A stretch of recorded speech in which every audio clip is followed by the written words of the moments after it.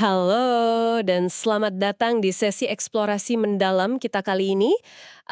Untuk Anda yang mungkin saat ini sedang merapikan catatan sebelum rapat pagi dimulai, atau ya mungkin Anda yang sedang menyetir, membelah kemacetan, atau bahkan yang sekedar duduk menikmati kopi pertama hari ini. Anda berada di tempat yang tepat. Ya, selamat bergabung semuanya.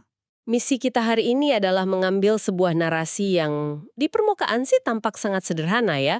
Lalu kita akan membedahnya untuk menemukan wawasan esensial yang bisa langsung Anda aplikasikan. Betul sekali. Dan sumber materi yang akan kita bedah kali ini berjudul Mata Pelajaran Cinta, The Architecture of Us. Nah, kalau hanya mendengar judulnya, mungkin asumsi pertama yang muncul di kepala Anda adalah, ini paling sekedar roman picisan masa SMA kan? Itu asumsi yang sangat wajar, mengingat banyak sekali literatur populer yang menggunakan latar tersebut. Namun, materi ini justru menggunakan kiasan masa muda sebagai medium untuk membicarakan isu yang jauh lebih kompleks. Sangat kompleks. Ya, di balik interaksi dua karakter utamanya, kita sebenarnya sedang melihat sebuah studi kasus tentang manajemen ekspektasi, tentang seni negosiasi dengan sistem, dan yang paling penting, bagaimana memprioritaskan ambisi jangka panjang tanpa harus mematikan koneksi emosional. Menarik sekali. Jadi, mari kita mulai dengan memetakan siapa yang sedang kita bicarakan di sini. Ada karakter bernama Raka. Dia ini sang kapten tim basket sekolah. Karakternya digambarkan sangat sentral ya. Ya, sangat dominan secara fisik dan sosial. Benar, dia jangkung, populer, selalu dikelilingi teman-teman dan punya kehadiran fisik yang sangat kuat di lapangan. Tapi, dia punya satu kelemahan yang sangat spesifik. Fisika adalah kelemahan terbesarnya. Nah, di sisi lain, penulis memperkenalkan kita pada Dina. Dina ini berbanding terbalik dengan Raka kan? Sangat berbanding terbalik. Dia pendiam, menghabiskan waktunya di balik kacamata bulat dan tumpukan buku di perpustakaan. Tapi yang paling menarik dari Dina adalah, dia sudah memiliki rancangan masa depan yang sangat terarah. Iya, dia bercita-cita menjadi seorang arsitek, khususnya untuk bangunan ramah lingkungan. Tepat. Penulis di sini sengaja menempatkan dua karakter ini di kutub yang benar-benar berlawanan.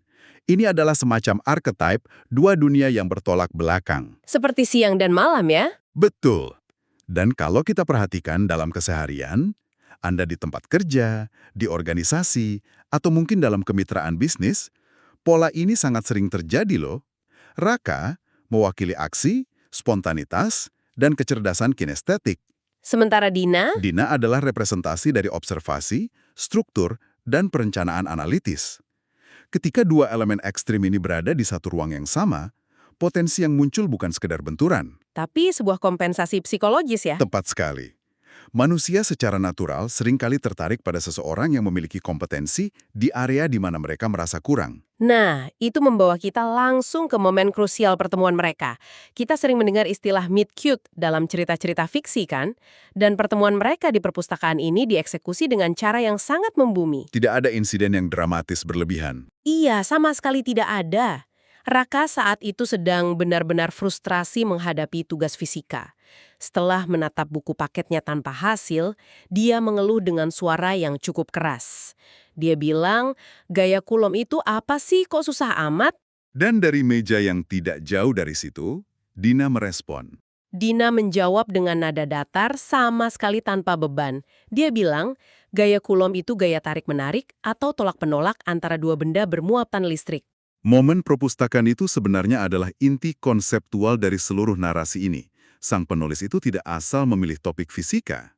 Oh, jadi ada alasan khusus kenapa harus hukum kulom. Ya, hukum Coulomb digunakan sebagai metafora yang sangat presisi untuk menjelaskan mengapa dinamika Raka dan Dina ini bisa bekerja. Hukum tersebut menyatakan bahwa partikel dengan muatan yang sama akan saling menolak, Sedangkan muatan yang berlawanan? akan menciptakan gaya tarik yang kuat. Wow, jadi penulis menggunakan hukum alam dasar untuk melegitimasi ketertarikan dua karakter yang secara sosial terlihat mustahil untuk bersatu. Tepat sekali. Raka dan Dina adalah dua partikel dengan muatan sosial dan intelektual yang berlawanan. Interaksi mereka menyoroti satu prinsip penting tentang membangun koneksi. Seringkali kan, kita merasa bahwa untuk membangun tim yang solid atau hubungan yang kuat, kita butuh kesamaan absolut. Betul, kita seringnya mencari orang yang satu frekuensi ya, yang satu hobi, satu latar belakang. Padahal, kisah ini mengajak Anda untuk melihat bahwa ruang gema atau echo chamber itu jarang sekali menghasilkan pertumbuhan. Pertumbuhan yang sesungguhnya justru membutuhkan gesekan dari perspektif yang berbeda. Dina memaksa Raka untuk duduk diam dan menggunakan logikanya. Sementara kehadiran Raka itu menarik Dina keluar dari cangkang keterasingannya. Itu yang disebut pertukaran nilai. Proses pertukaran nilai inilah yang membuat ceritanya terasa sangat hidup. Setelah pertemuan di perpustakaan itu, interaksi mereka berkembang menjadi semacam barter kompetensi. Raka sering diam-diam menyelipkan coklat di buku catatan Dina. Sebagai bentuk apresiasi ya. Iya, apresiasi yang manis. Dan Dina membalasnya dengan mengajarkan logaritma, meskipun Raka tidak pernah berhenti melontarkan lelucon di tengah-tengah pelajaran. Dan dari situ, mereka membangun sebuah ritual kecil. Ritual di bawah pohon mangga. Benar. Setiap sore, mereka duduk di bawah sebuah pohon mangga raksasa di sudut lapangan sekolah. Menu mereka sangat sederhana, es teh manis dan sepiring gorengan. Di sana, Raka sering berbicara tentang strategi membawa tim basketnya juara. Dan Dina memaparkan konsep bangunan ramah lingkungan yang ada di kepalanya. Iya, rutinitas yang hangat sekali. Tapi perhatikan ini, ritual di bawah pohon mangga itu bukan sekedar adegan pengisi waktu luang. Dalam konteks psikologi hubungan, itu adalah proses pembangunan ruang aman, safe space. Sebuah gelembung pelindung ya. Tepat, mereka menciptakan gelembung di mana ekspektasi sosial sekolah tidak berlaku sama sekali. Di bawah pohon itu, Raka tidak dituntut untuk menjadi kapten yang selalu kuat. Dan Dina tidak dilihat sekedar sebagai sikutu buku yang membosankan. Mereka mengonfirmasi validitas mimpi satu sama lain. Benar. Dan bagi Anda yang saat ini mungkin sedang membangun karir atau kemitraan, menemukan atau menciptakan ruang aman semacam ini sangatlah krusial. Ruang di mana ide-ide mentah bisa didiskusikan tanpa penghakiman. Itu adalah fondasi sejati dari kolaborasi jangka panjang. Masuk akal sekali. Tapi tentu saja gelembung itu pada akhirnya harus berbenturan dengan realitas di sekeliling mereka kan? Tembok ekspektasi mulai mengurung mereka. Ya, realitas sistem selalu akan mencoba mengintervensi. Awalnya hanya sebatas dinamika sosial biasa. Bisik-bisik, teman-teman Raka di kantin mulai mempertanyakan mengapa si Kapten Gaul mau menghabiskan waktu dengan Dina. Dan begitu juga sebaliknya. Gesekan sosial tingkat pertama. Betul. Namun, titik didihnya tercapai ketika otoritas yang lebih tinggi mulai ikut campur. Orang tua Dina mempergoki mereka berdua di bawah pohon mangga. Reaksinya langsung berantai. Malam itu juga orang tua Raka ditelepon. Dan keesokan harinya? Keesokan harinya, mereka berdua sudah duduk berdampingan berhadapan dengan guru bimbingan konseling di ruang BK. Nah, masuknya perang orang tua dan guru BK ini mengubah skala ceritanya. Konfliknya bukan lagi sekedar tentang dua remaja yang sedang mencari jati diri. Lalu tentang apa? Meternya sendiri tentang apa yang dianggap sebagai kesuksesan dan kegagalan. Teguran di ruang BK itu sangat mencerminkan hal tersebut loh. Dina langsung diserang pada titik akademisnya. Guru BK memperingatkannya untuk fokus pada nilainya yang cemerlang. Ada kalimat tajam yang diucapkan guru itu. Jangan sampai masa depanmu buyar hanya karena hal-hal yang belum waktunya. Dan untuk Raka, pendekatannya berbeda kan? Sangat berbeda. Raka ditegur melalui identitas sosialnya. Dia diingatkan bahwa sebagai kapten tim, dia adalah panutan. Fokusnya harus 100% pada latihan dan prestasi di lapangan basket. Intinya, keduanya ditekan untuk kembali ke jalur yang sudah ditetapkan untuk mereka oleh sistem. Kenapa sistem harus bereaksi sekeras itu ya? Karena sistem institusional, baik itu di tingkat sekolah dasar maupun korporasi multinasional sekalipun, cenderung sangat tidak menyukai ambiguitas. Sistem lebih suka kepastian. Ya, sistem lebih mudah beroperasi jika setiap individu berada di dalam kotak yang terdefinisi dengan jelas. Dina ada di kotak Genius Academis. Raka ada di kotak atlet andalan. Ketika mereka mulai berbagi ruang di bawah pohon mangga, mereka menciptakan ambiguitas. Ambiguitas yang mengancam efisiensi metrik sekolah itu. Tepat. Tekanan dari guru BK adalah representasi dari tekanan yang seringkali kita rasakan dalam kehidupan nyata. Saat lingkungan sekitar memaksa kita untuk membuat pilihan biner. Pilihan seperti karir atau kehidupan personal. Logika atau emosi. Benar. Sistem seringkali memaksakan narasi bahwa Anda tidak bisa mengejar keduanya secara bersamaan tanpa mengorbankan salah satunya. Dan cara mereka merespons ultimatum biner dari sistem inilah yang menjadi momen paling krusial. Setelah keluar dari ruang BK, mereka bertemu lagi di bawah pohon mangga. Tapi kali ini atmosfernya sudah sangat berbeda. Raka pasti sangat reaktif. Iya, Raka sangat reaktif. Dia merasa otonominya dirampas. Dia meluapkan rasa frustrasinya karena merasa diatur-atur oleh semua orang. Namun, respons Dina sama sekali di luar dugaan. Apa yang Dina lakukan?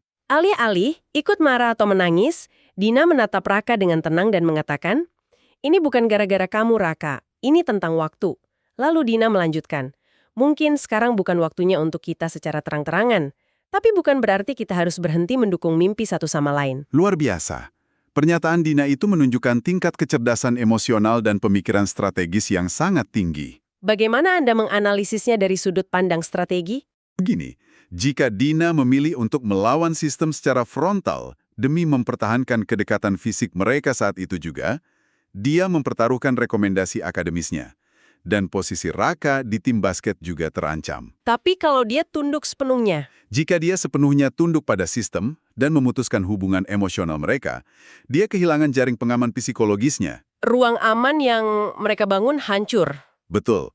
Jadi Dina menemukan celah di antara dua pilihan biner tersebut.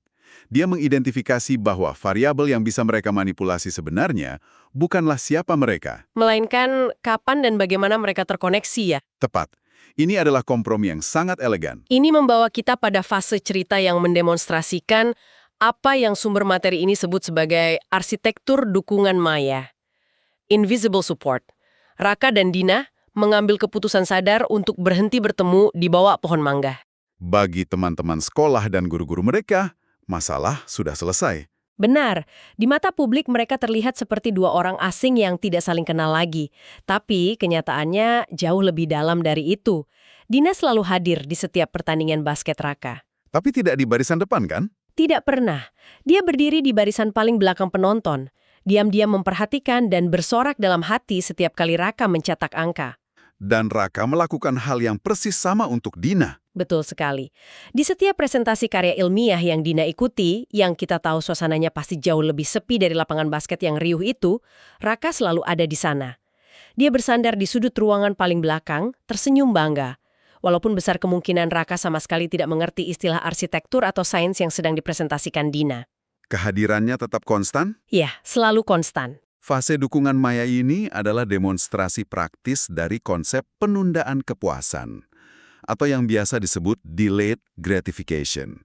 Dan untuk Anda yang sedang mendengarkan pembahasan kita kali ini mungkin bagian yang paling menantang untuk diaplikasikan di era modern. Karena kita hidup di era media sosial ya, validasi instan di mana-mana. Betul. Kita terbiasa memamerkan setiap pencapaian dan setiap hubungan di ruang publik untuk mendapatkan pengakuan seketika. Raka dan Dina melakukan hal yang sebaliknya. Mereka bersedia mengorbankan validasi sosial dan kedekatan fisik saat itu juga. Demi melindungi sesuatu yang nilainya jauh lebih besar di masa depan. Tapi memilih untuk menunda kepuasan di tengah tekanan seperti itu pasti butuh keyakinan yang luar biasa. Maksud saya, berdiri di sudut ruangan, hanya menonton tanpa bisa merayakan kemenangan secara langsung, itu pasti terasa berat. Sangat berat. Tetapi di sanalah letak kekuatan arsitektur emosional mereka. Dukungan itu kan tidak harus selalu berbentuk deklarasi publik. Seringkali yang diam-diam justru lebih kuat ya. Ya, kehadiran psikologis seringkali jauh lebih berbobot daripada kehadiran fisik belaka. Raka tahu Dina ada di sana, Dina tahu Raka ada di sana.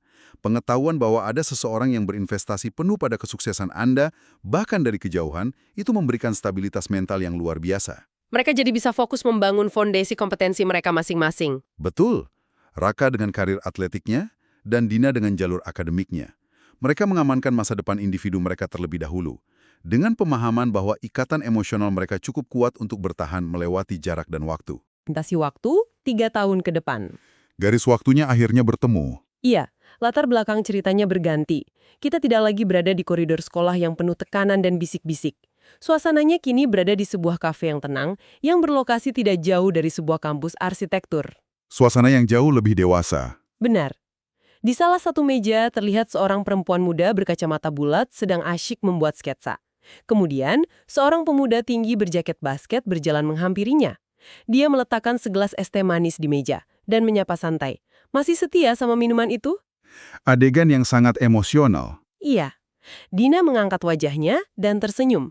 Persis seperti saat mereka berada di perpustakaan bertahun-tahun yang lalu. Resolusi dari cerita ini bukan sekedar tentang mereka kembali bersama, tetapi tentang di mana dan bagaimana mereka bertemu kembali. Detil ruang dalam adegan terakhir ini menyatukan semua elemen yang tadinya terpisah. Fakta di balik adegan kafe ini sangat memuaskan loh. Kafe kecil dengan konsep ramah lingkungan yang sangat unik itu ternyata adalah hasil rancangan Dina sendiri. Impian yang dulu sering ia ceritakan saat SMA, kini berdiri nyata. Dan lokasinya, Nah, ini yang membuatnya benar-benar terasa seperti sebuah lingkaran yang utuh.